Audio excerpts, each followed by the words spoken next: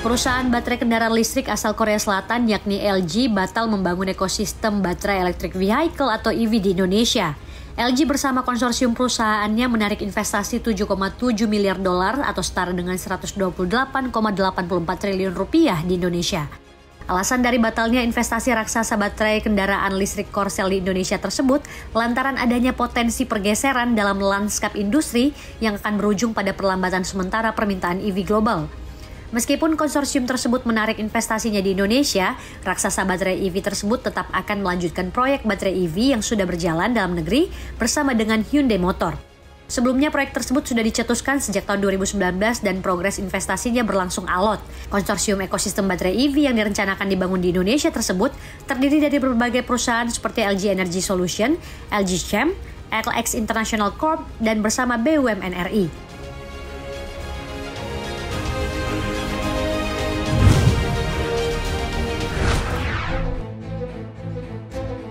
Badan Pusat Statistik mencatat neraca perdagangan surplus 4,33 miliar dolar Amerika Serikat pada Maret 2025. Surplus ini naik 1,23 miliar dolar bila dibandingkan dengan bulan sebelumnya di 3,1 miliar dolar. Ini berarti neraca perdagangan Indonesia sudah surplus selama 59 bulan beruntun sejak Mei 2020.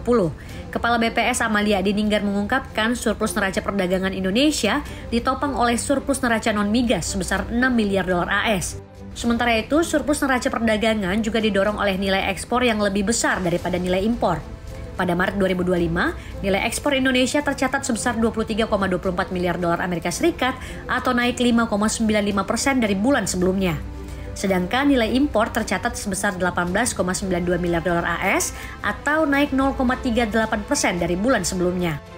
Indonesia paling banyak mengalami surplus neraca dagang non-migas dengan Amerika Serikat, yaitu sebanyak 1,98 miliar dolar AS dengan komoditas utama adalah mesin dan perlengkapan elektrik serta bagiannya, alas kaki, serta minyak hewan atau nabati. Nilai perdagangan Indonesia dengan Amerika Serikat sejak 2015 hingga 2025 mengalami tren kenaikan. Setelah Amerika Serikat, Indonesia juga mengalami surplus neraca perdagangan dengan India dan Filipina.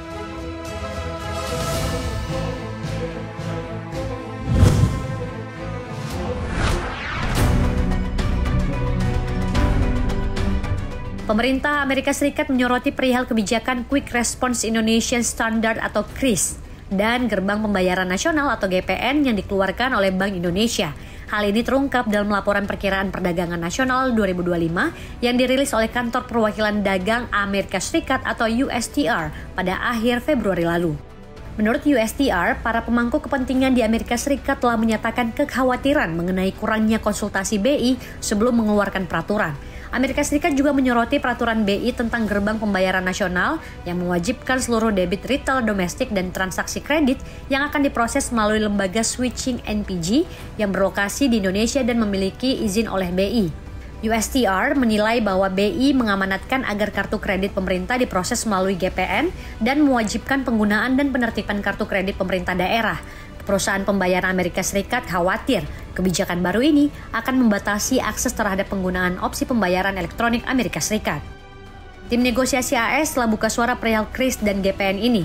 Menko Perekonomian Erlangga Hartarto menegaskan pemerintah telah berkoordinasi dengan Bank Indonesia dengan Otoritas Jasa Keuangan terkait masukan dari pihak AS. Sayangnya Erlangga tidak menjelaskan lebih lanjut hal-hal apa saja yang akan dilakukan pemerintah Indonesia bersama BI dan OJK dalam menghadapi tarif Amerika Serikat.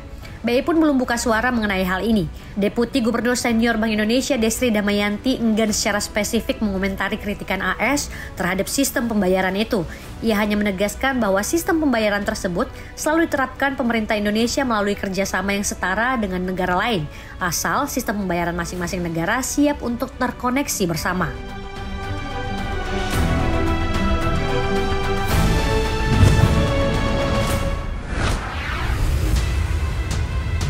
Harga emas global terus mengalami penguatan. Pada perdagangan Senin 21 April 2025 hingga pukul 6.12 waktu Indonesia bagian Barat, harga emas dunia di pasar spot menguat 0,66% di posisi 3.349 dolar Amerika Serikat per troy ounce. Harga emas terus menanjak, naik 2,30% menyentuh angka 3.405 dolar Amerika Serikat per troy ounce. Tingginya harga emas akan terpengaruh terhadap kebijakan tarif royalti terbaru yang diterapkan oleh pemerintah. Dalam hal ini, terbitnya Peraturan Pemerintah Nomor 19 Tahun 2025 tentang jenis dan tarif atau jenis penerimaan negara bukan pajak atau PNBP yang berlaku pada Kementerian Energi dan Sumber Daya Mineral. Di aturan baru, jika harga mineral acuan atau HMA emas primer sama dengan atau melebihi $3.000 Amerika Serikat per troy ounce, maka besaran tarif yang dikenakan yakni sebesar 16%. Adapun HMA emas primer mengikuti harga London Bullion Market Association atau LBMA dan Gold PM Fix pada hari penjualan. Sebagai perbandingan dalam aturan sebelumnya yakni PP nomor 26 tahun 2022 tentang jenis dan tarif atas jenis PNBP yang berlaku pada Kementerian SDM, jika harga emas melebihi $2.000 AS per troy ounce, maka besaran tarif royalti yang dikenakan hanya sebesar 10%. Di aturan sebelumnya belum mengatur secara khusus penyesuaian tarif berdasarkan HMA seperti yang telah tertuang di dalam aturan baru. Berikut besaran PNBP atau royalti baru untuk emas primer atau emas sebagai logam mulia. Emas HMA kurang dari $1.800 Amerika Serikat per troy ounce, PNBP yang dikenakan yakni 7% dari harga. Sementara HMA sama dengan $1.800 hingga $2.000 Amerika Serikat per troy ounce, yakni 10% dari harga.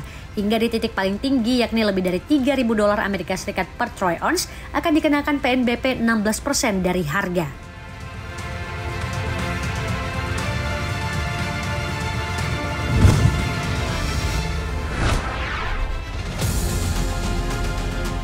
China tiba-tiba memperingatkan negara-negara yang tengah melakukan negosiasi tarif dagang dengan Amerika Serikat. Sebelumnya, Presiden Amerika Serikat Donald Trump menerapkan tarif timbal balik ke negara-negara dunia sebesar 10% pada 5 April dan lebih tinggi pada 9 April meski ditunda 90 hari. China mengingatkan negara-negara agar tidak mencapai kesepakatan ekonomi yang lebih luas ke Amerika Serikat dengan mengorbankan negaranya sendiri. Bahkan Beijing disebut akan mengambil langkah balasan tegas jika ada negara yang menginginkan kesepakatan tersebut.